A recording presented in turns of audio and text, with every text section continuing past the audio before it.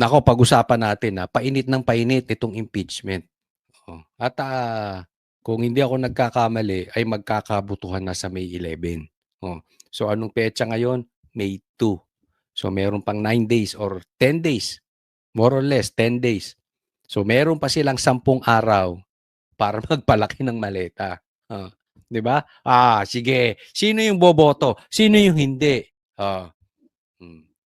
Kung ang panabla nila sa pagboto ay sila ay nagpapalaki ng maleta, nagpapalaki ng lagay, di umano. Yan po kasi naririnig natin.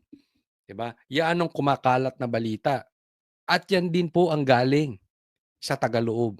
Nagpapalaki ng maleta. Nagpapalaki lang ng presyo para boboto. Tatandaan po natin, pagdating ng 2028, tandaan ninyo yung mga pangalan na iboboto na magkaroon ng impeachment si BP Sara. Doon tayo sisingil sa kanila. Kung sila, pinili nila ang maleta, atin ang boto. Inyo ang maleta, inyo ang bit, amin ang boto. Singilin natin. Hindi naman po pwedeng boboto tong mga to. Walang maleta, walang envelope. Ay, sinabi na ni Chanko yan. 6 na kongresista o 1/3 ng mga miyembro ng Kamara ang kailangang bumotong pabor para lumusot sa plenaryo ang impeachment ni Vice President Sara Duterte. Kaya ngayon pa lang, nag-uusap-usap na ang iba't ibang partido kaugnay sa impeachment proceedings. Ang pinakamalaking partido sa Kamara, ang Lakas CMD, nakakailang pulong na raw. Pero hindi raw dinidiktahan ng Lakas CMD ang mga miyembro nito. It's a conscience vote, no? Walang magiging stand ang partido. Conscience vote o maleta vote? Hindi raw dinidiktahan, pero minamaleta. Nagtatanong lang po, tama po ba ako o tamang-tama? Depende doon sa mga miyembro kung ano ang kanilang paniniwala at walang sapilitan kasi ganun talaga yun eh. Ayon kay Garin, sa 81 miyembro ng Lakas CMD sa Kamara, kalahati o higit pa raw ang pabor sa impeachment. Ayun. More than half, no? Ang sagot niya, dun sa Lakas CMD, more than half. Tandaan niyo po yung sinabi niya, more than half pabor sa impeachment. O sa maleta. Sige. Baka 2/3 will be in favor, 1/3 will not be. It's a moving number, even if it's our moral obligation and our duty. Siyempre, meron ding iba na iisipin nila, ayaw nila na magkaroon ng political enemies. Meron ding iba na mga nagsasabi na initially okay, pero merong factor kasi may mga groups with influence, no, na, or let's say, merong mga kumakausap din sa kanila na to protect, no, the Vice President. Ang Party List Coalition na alyansa ng mga party list representatives hindi pa raw nagpupulong. Pero sabi ni Bicol Saro Party List Representative Terry Ridon, sa mga party list, more than half of it. Yung isa, sa Lakas CMD, more than 50%.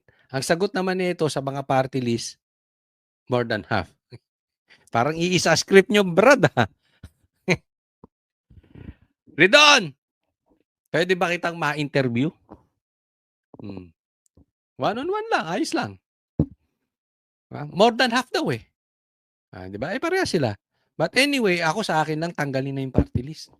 Hindi naman binoto ng diretso yan ng taong bayan eh. Hindi po lahat ng party list Pero kasi yung mga ayos, binubulok lang ng mga namumulitika. Hindi naman nila napagsisilbihan yung talagang kanilang purpose dyan. Would most definitely support impeachment. Tsaka, hindi pa kayo nagmi-meeting. Paano mo nalaman kalahati? More than half. Huwag mo ka nga ganyan-ganyan, ha? Paano mo nalaman? At tsaka ikaw ba tagapagsalita ng mga party list? impeaching the Vice President.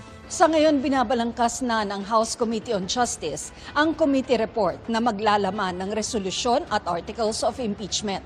Nakatakda itong aprobahan ng komite sa May 4. Ang kapatid ng bise na si Davao City 1st District Representative Paulo Duterte matapos sabihing ginagamit ang pondo sa distrito para pilitin ang mga kongresistang bumoto pabor sa impeachment. Ngayon naman ay nagsasabing ginagamit daw ang mga SALN para pagbantaan ang mga kongresista. Pero ang mga nakausap naming kongresista, wala naman daw naranasang ganito. Wala pong ganyan na pressure, and in fact, mas mahihirapan pa po kami na i-justify at magbulag-bulagan kung kami po ay boboto ng hindi sa for determination of probable cause, samantalang sumisigaw po yung mga ebidensya na nasa harapan po namin. Sa tingin mo may naniniwala sa sinasabi mong yan? Ito sinabi ni Pulong. Dati ang ginagamit maleta. Pera-pera sa madaling salita. Ngayon ang ginagamit ay panakot. Salin. Siguro babawas na ang budget. So, yung mga nakatanggap before or yung mga maraming natanggap before at napasok sa corruption, sisilipin. Yung si BP Sara nga na maayos ang salin, sinilip. Paano pa ikaw kurakot? Halimbawa, ikaw ay congressman na kurakot. Tatakutin ka, sisilipin salin pag di ka pipirma. Kaya magbabantay tayo. Pag sinisilip ang salin, ibig sabihin, lalo na't hindi pumirma, tama si Pulong. Pag hindi pumirma tapos binigyan ng kaso-kaso, tama si Pulong. Ganyan naman nangyayari. Ginigipit yung mga nagsasalita. Katulad ni Defensor, Jason Sa. Diba? Ngayon, congressman. Ngayon, tingnan natin, sinong sinungaling? Si Pulong o si Paul, si Pulong o itong mama na ito. Pero makikita natin, chances are, sabi nga ni Chanko, may kapalit ang pirma nila before. So malamang ganun din ngayon. So dalawa lang yan. Nabibigyan yung boboto for the impeachment of BP Sara or takot masilip ang salin. Chances are kurakot. Diba? Titingnan natin ngayon. Makukonek naman natin yan eh. Diba? I believe the best way forward is to put faces on those accusations. Kung sino man yung chief of staff na tinawagan or kung sino man yung congressman na tinawagan, napaka-importanteng lumabas, ilantad at siya mismo ang magsalita. Ako si Tina pa. So ang sabi niya, pangalanan ni Pulong. Darating po tayo dyan, relax lang. Makikita naman natin yung boboto in favor of the impeachment or not. Baka doon pangalanan ni Pulong. Kami ang boses ng masa, hindi natatakot. Katotohanan lang, di kami nalulunod. Walang bahid ng sismis, lahat ay totoo. Kahit sino ka pa, pag mali ka babanatan ka. Walang pinipiling kulay, wala kaming kinikilingan. Basta para sa bayan, kami lalaban. Pag tama palakpakan, pag mali banatan, di matitinag, di matatakot. Para sa bayan, tuloy ang sigaw. Sa harap ng kamera, walang halong takot. Mga baluktot, lahat kayo'y tutumba. Ang hustisya at totoo, yun lang ang mahalaga. Kahit sinong harang, di kami matitinag. Walang pinipiling kulay, wala kaming kinikilingan.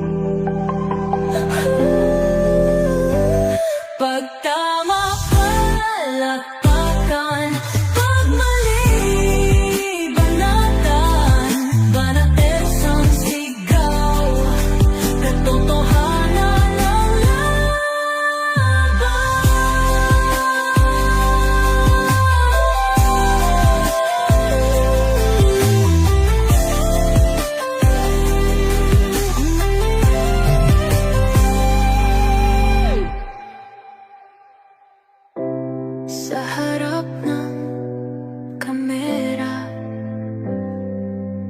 Walang halong